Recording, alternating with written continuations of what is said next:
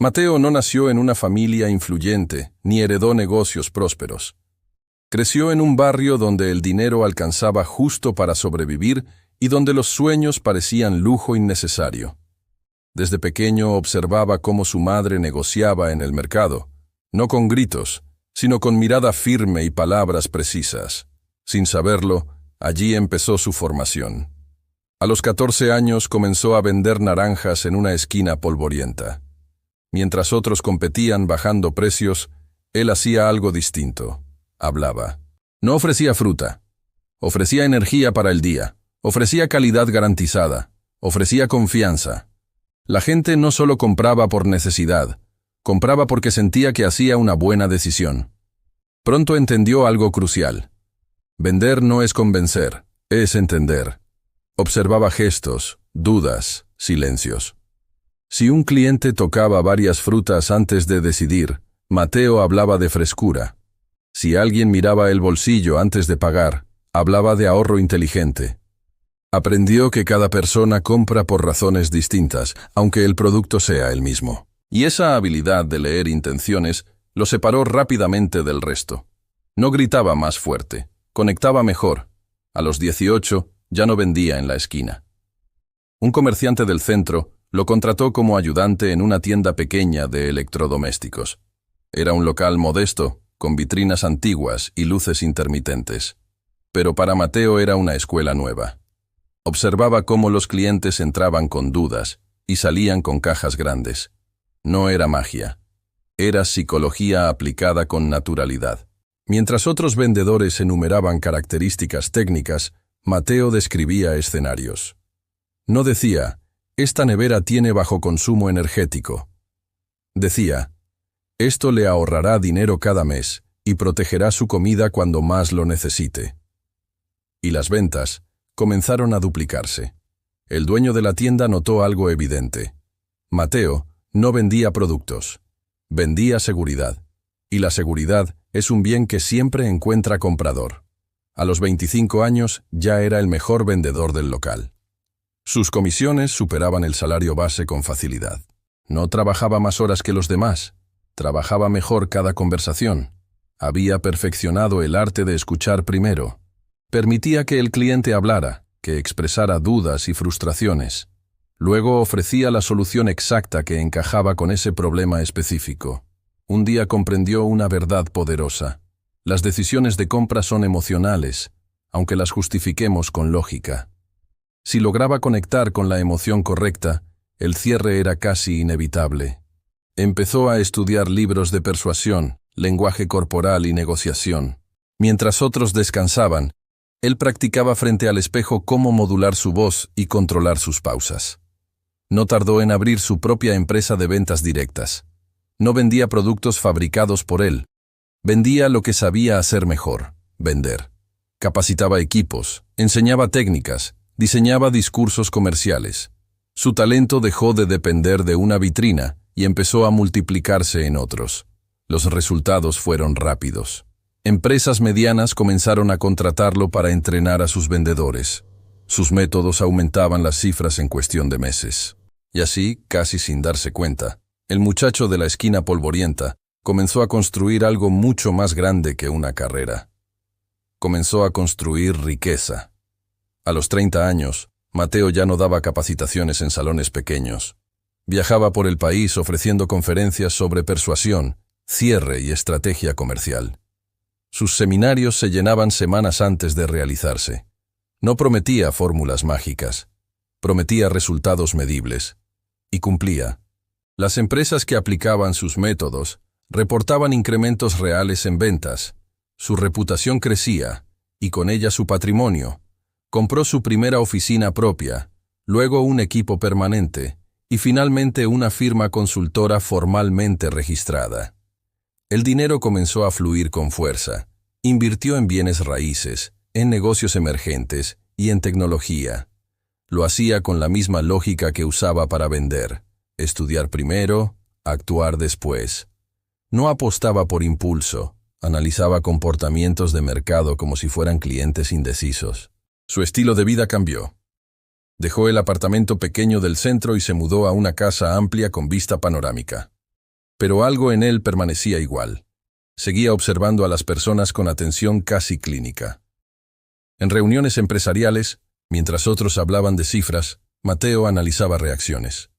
Sabía cuándo alguien dudaba, cuándo alguien mentía y cuándo alguien estaba a punto de aceptar una propuesta. Esa habilidad lo hizo cerrar acuerdos millonarios.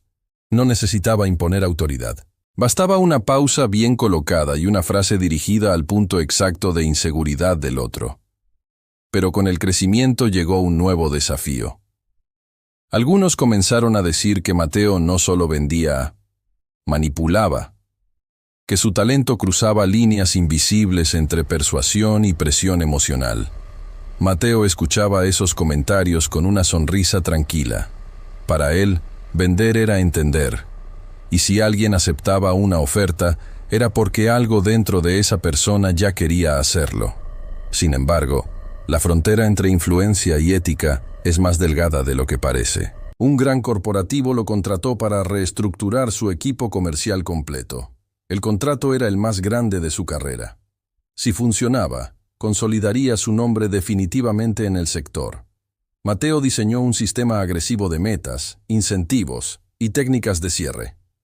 Los resultados fueron inmediatos. Las ventas se dispararon en los primeros meses, pero algo comenzó a cambiar en el ambiente interno. Los vendedores sentían presión constante. Algunos cerraban operaciones que luego generaban devoluciones y quejas. Mateo sabía que las cifras eran buenas, pero empezaban a aparecer señales incómodas, clientes insatisfechos, comentarios negativos y tensiones internas. El director financiero lo felicitó por los números. El área de servicio al cliente, en cambio, expresó preocupación por la calidad de las ventas. Mateo enfrentó una decisión silenciosa: ajustar el enfoque para equilibrar resultados o mantener el impulso y consolidar su reputación como el hombre que siempre aumenta ventas. Por primera vez en años, el arte de vender no era solo estrategia, era responsabilidad.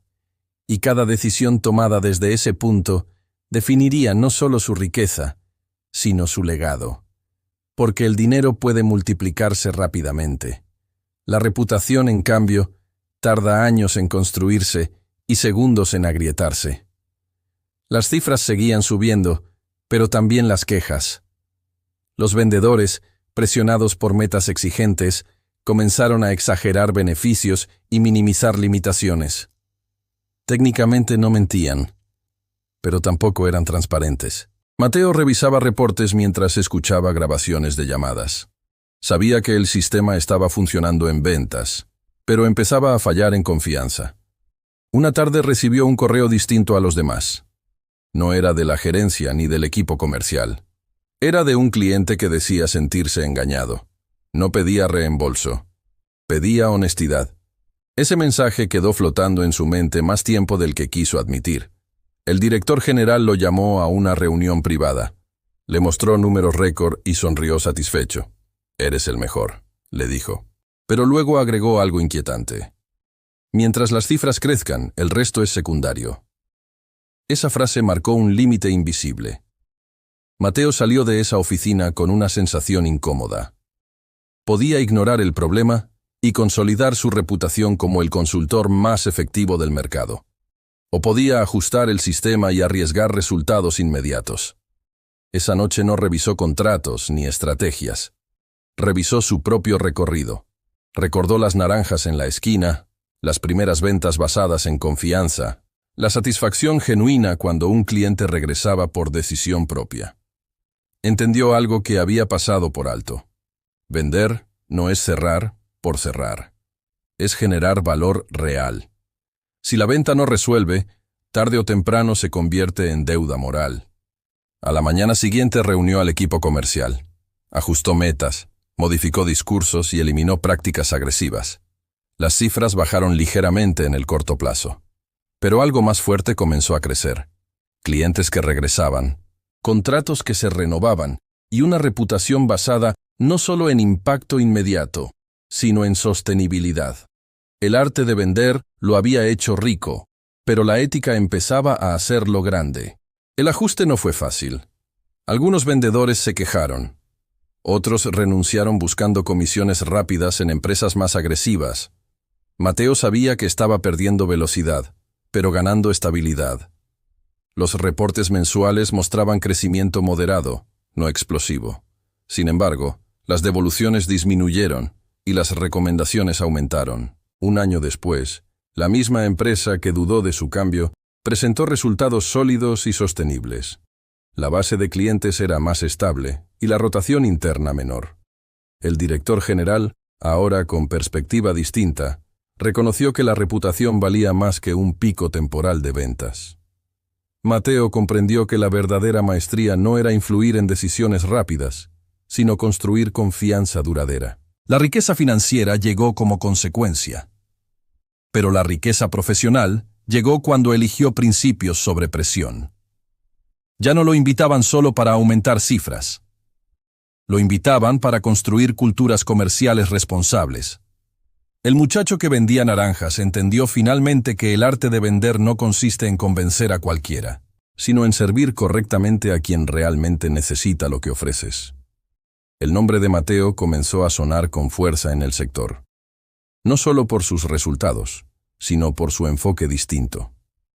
Algunas empresas que antes apostaban por presión agresiva empezaron a copiar su discurso de venta ética, pero no todos lo hacían con convicción. Una consultora emergente apareció prometiendo resultados más rápidos que los de Mateo.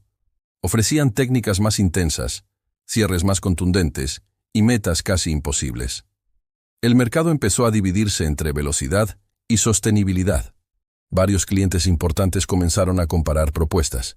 Algunos veían en la competencia cifras proyectadas más altas a corto plazo. Mateo recibió llamadas pidiendo descuentos, garantías exageradas y promesas que sabía que no debía hacer. Era una prueba silenciosa. Podía igualar el tono agresivo para no perder contratos, o mantenerse firme en su enfoque. En una presentación decisiva frente a un grupo de inversionistas, la competencia prometió duplicar ingresos en 6 meses. Mateo, en cambio, habló de crecimiento escalonado, reputación y retención. La sala quedó dividida. Algunos buscaban impacto inmediato. Otros entendían que la estabilidad genera mayor valor a largo plazo. Perdió ese contrato. No hizo concesiones que comprometieran su filosofía. Fue la primera gran pérdida después de años de ascenso constante. Pero al salir de la reunión, no sintió derrota. Sintió coherencia. Y en los negocios, la coherencia sostenida termina diferenciando a los que duran de los que brillan brevemente. 6 meses después, la empresa que eligió a la consultora agresiva enfrentaba problemas. Las ventas crecieron rápido, pero las devoluciones y cancelaciones aumentaron con la misma velocidad. El crecimiento sin estructura empezó a mostrar grietas. El mercado reaccionó. Los clientes hablaron. Las redes amplificaron quejas. Mateo recibió una llamada inesperada del mismo grupo que lo rechazó. Esta vez no buscaban cifras espectaculares. Buscaban reconstrucción. Él no mencionó el pasado, ni reclamó la pérdida. Escuchó, evaluó y aceptó con condiciones claras. Metas realistas y enfoque en valor real. La recuperación tomó tiempo. No hubo explosiones de ventas en semanas. Hubo ajustes, capacitación profunda y revisión honesta de procesos. Pero al final del año, la empresa no solo vendía mejor, vendía con estabilidad y credibilidad renovada. La competencia agresiva perdió relevancia rápidamente. Sus métodos eran intensos pero frágiles.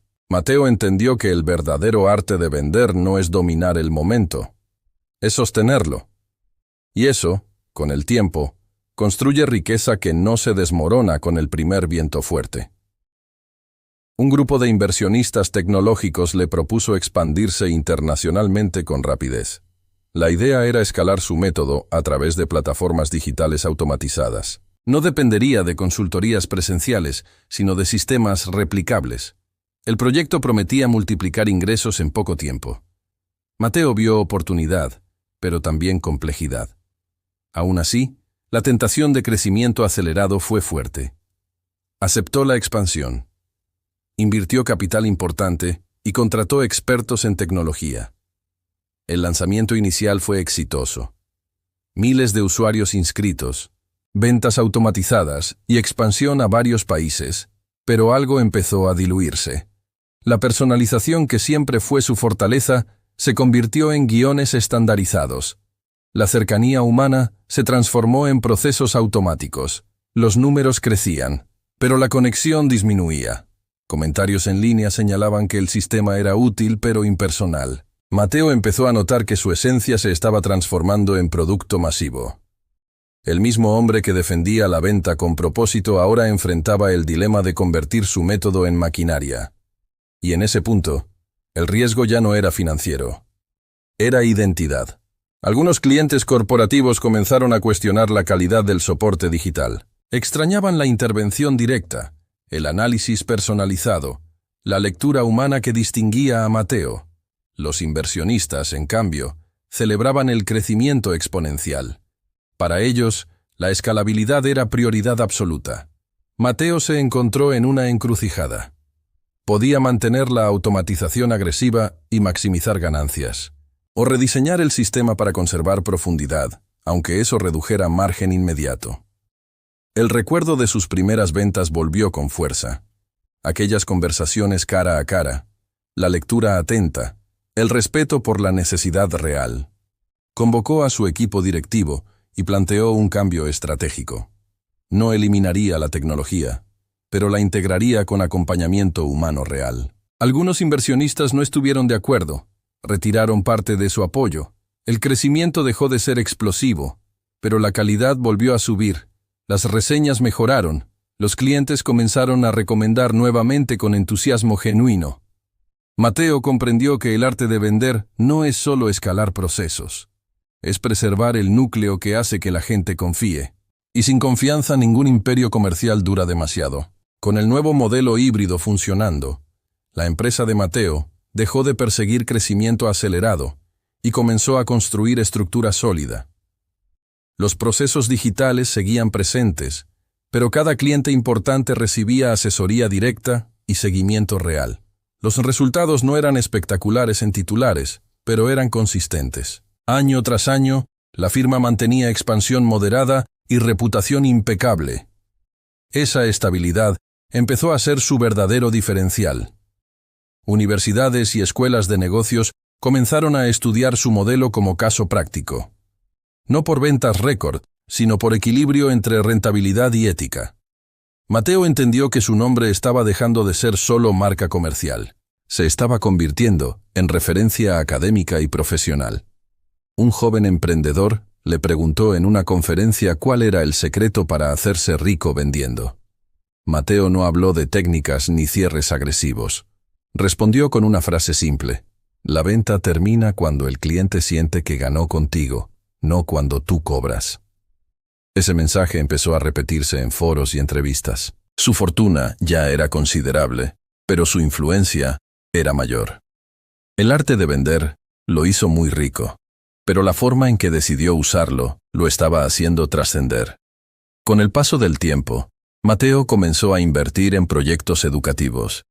Creó programas gratuitos para jóvenes de barrios humildes que querían aprender habilidades comerciales. No regalaba dinero, regalaba herramientas.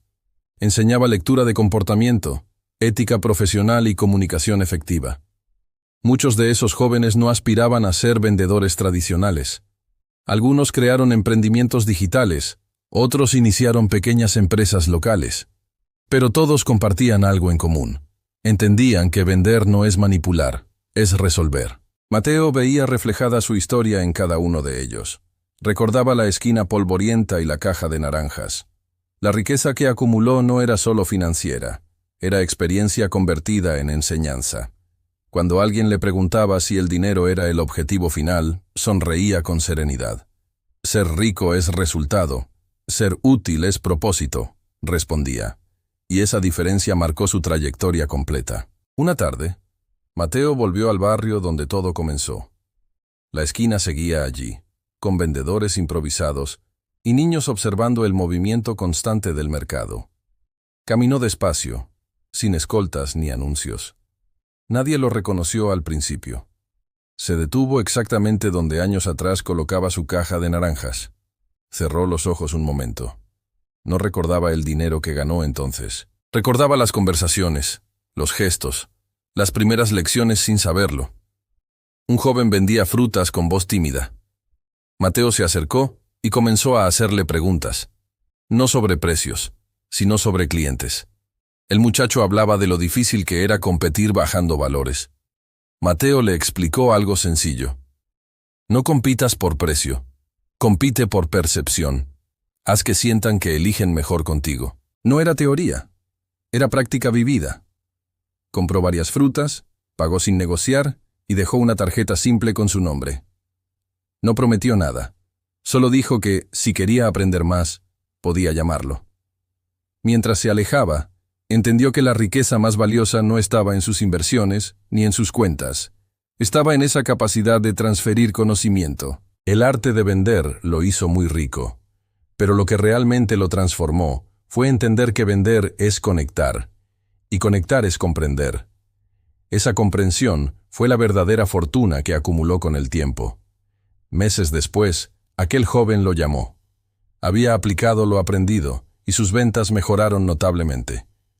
No gritaba más fuerte, hablaba mejor, escuchaba más. Mateo sonrió al escuchar los avances. Era una repetición de su propia historia, pero con menos tropiezos iniciales. La noticia se extendió entre otros vendedores del barrio. Pronto organizó pequeños talleres gratuitos en un salón comunitario. No enseñaba trucos manipulativos. Enseñaba observación, empatía y disciplina. Muchos comenzaron a mejorar ingresos sin cambiar productos. Solo cambiaron la forma de presentar valor. La transformación no fue espectacular ni viral. Fue constante y real. Mateo comprendió entonces que su legado no sería recordado solo por cifras. Sería recordado por haber demostrado que el arte de vender no empobrece a nadie cuando se usa con conciencia. El crecimiento económico de Mateo ya no era noticia. Sus inversiones estaban diversificadas y su firma operaba con estabilidad en varios países. Sin embargo, su mayor satisfacción no provenía de balances financieros. Lo que realmente lo impulsaba era ver cómo sus estudiantes aplicaban principios éticos en sus propios negocios. Cada éxito ajeno reforzaba su convicción de que el dinero bien construido se multiplica sin destruir. En una entrevista televisiva le preguntaron cuál fue la venta más difícil de su vida.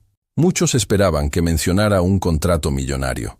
Respondió algo inesperado.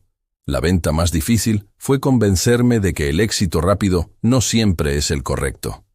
Explicó cómo estuvo a punto de priorizar crecimiento sin equilibrio y cómo esa decisión pudo haber dañado todo lo que construyó. El público entendió que la riqueza verdadera no es solo acumulación, sino dirección consciente. Aquel momento marcó su discurso público. Ya no hablaba solo de ventas, hablaba de propósito. Con el paso de los años, Mateo ya no necesitaba demostrar nada. Su empresa operaba con estabilidad, su patrimonio estaba asegurado y su nombre tenía peso propio en el sector. Sin embargo, lejos de relajarse, comenzó a preguntarse algo más profundo. ¿Qué sucede cuando el dinero deja de ser meta y se convierte en herramienta? Esa pregunta lo llevó a reducir su presencia en negociaciones operativas y a enfocarse en mentoría estratégica.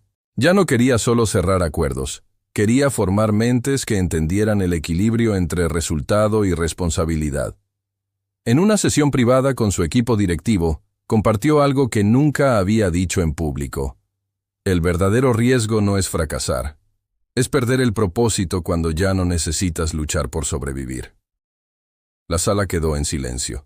Muchos de sus ejecutivos habían conocido solo al Mateo estratega. Pero ahora veían al hombre que entendía el peso de la influencia que ejercía sobre cientos de profesionales. Decidió entonces crear un programa interno obligatorio. Formación ética avanzada para todos los consultores. No bastaba con saber vender.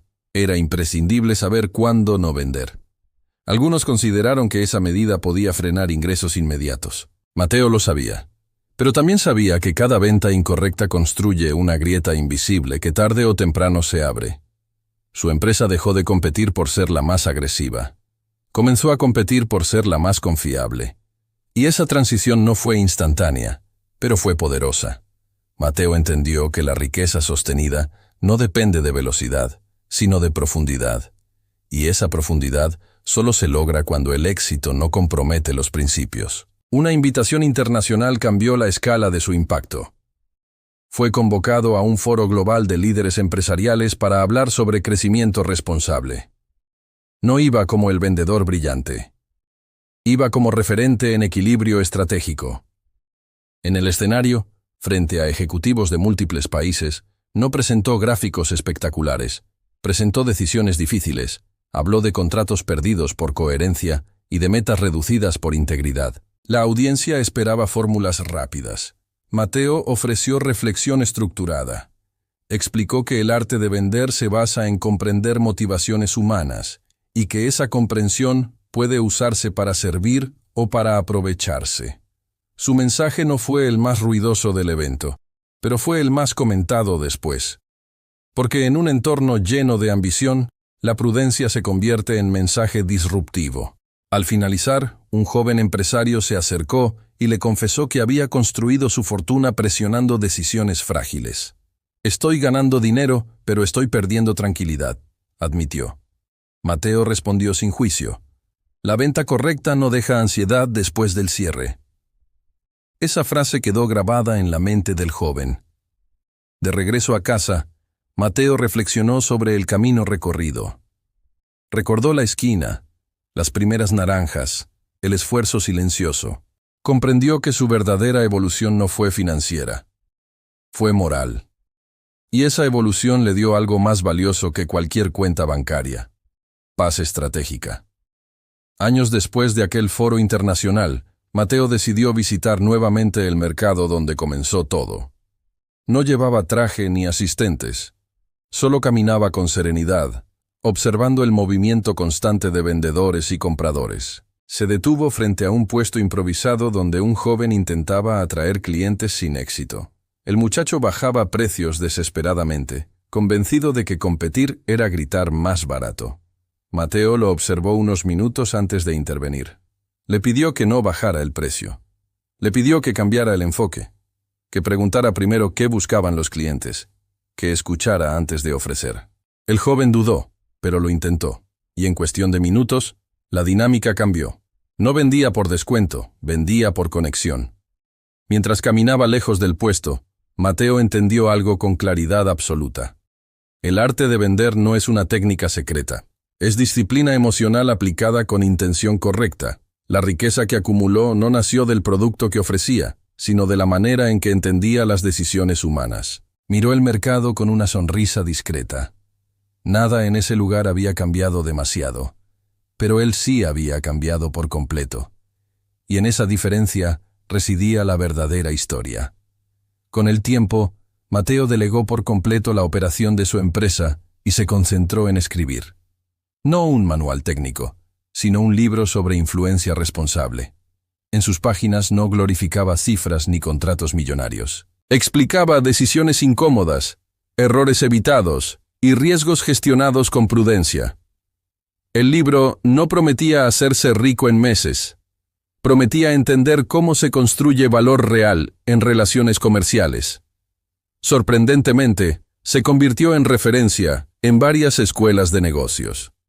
Mateo comprendió que el dinero puede ser acumulado y perdido varias veces, pero la habilidad de influir con ética, una vez desarrollada, permanece. Su mayor satisfacción ya no provenía de balances financieros. Provenía de saber que su influencia generaba estabilidad en otros.